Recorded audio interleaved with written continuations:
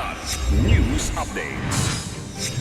Mga balita ngayon, 2025 major accomplishments ng Army sa Bicol, malaking arms cache na samsam, seguridad at kapayapaan pinatatag. 10 million pesos na pabuya para maaresto si Atong Ang iaalok ng DILG. Gusali ng DPWH Cordillera, tinupok ng apoy. Ako po si Cesar Soriano para ihatid ang mga nangungunang balita sa buong kapuluan ngayon. Iprinisenta sa media ng 9th Infantry Division ang 45 matataas na kalibre ng armas mula sa pinakamalaking arms cache ng New People's Army o NPA na narecover sa serye ng operasyon sa Bicol Region noong 2025. Ito ang pangunahing inilatag sa press conference noong January 12 at inulat ang resulta ng pinaigting na security operations ng dibisyon. Ayon kay Major General Aldwin Almase, commander ng 9ID, ang tagumpay ay bunga ng tuloy-tuloy na intelligence-driven operations at mahigpit na koordinasyon sa PNP at mga lokal na pamahalaan na nagbunsod sa paghina ng galaw, recruitment at impluwensya ng NPA sa rehiyon.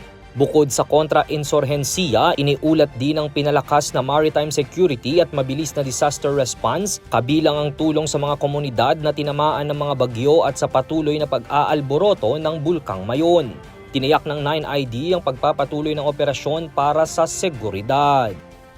Nag-alok ng 10 million pesos na pabuya ang Department of the Interior and Local Government o DILG para sa impormasyong magtuturo sa ika-aaresto ng negosyanteng si Atong Ang na nahaharap sa mga kasong may kaugnay sa missing sa Bongeros. Ayon kay DILG Secretary John Vic Remulla, itinuturing si Ang bilang number 1 most wanted ngayon sa bansa. Dahil dito ay isa ng pugante o fugitive from justice ang business tycoon na itinuturing ding armed and dangerous dahil sa mga alegasyong sangkot siya sa pagpatay ng mahigit 100 katao at sa dami ng mga bodyguard na kasama nito. Kasunod nito ay nirevoke na ng PNP ang mga lisensya ng mga armas ni Ang. Samantala, ayon sa National Bureau of Investigation o NBI, wala silang surrender feelers na natanggap mula sa kampo ni Ang at tila wala itong balak na sumuko. Patuloy naman ang pagsuyod sa known address ni Ang sa Maynila at sa ibang probinsya at kumpiyansa silang nasa Pilipinas pa rin ang negosyante. Sa 18 individual na may arrest warrant para sa mga kidnapping at serious illegal detention at kidnapping with homicide, tanging si Ang na lamang ang wala pa sa kustodiya ng pulis.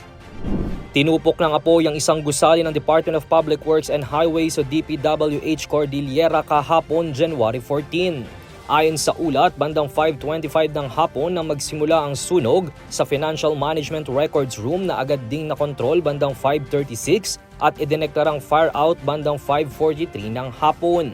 Kinatayang may lawak na humigit kumulang 1 metro kwadrado ang bahaging tinupok ng apoy sa gusali. Sinubukan pang apulahin ng mga rumespondeng utility worker ang sunog ngunit agad na lumakas ito. Wala namang naiulat na nasugatan o nasaktan sa insidente. Patuloy pa rin iniimbestigahan ng mga otoridad ang sanhi ng sunog at kung may mga nadamay na financial records kaugnay sa mga anomalyang flood control projects. Para sa Kidlat News Channel, ito si Jai Reyes, nag-uulat. Ako po si Cesar Soriano, kasama nyo sa bawat pagputo ng balita.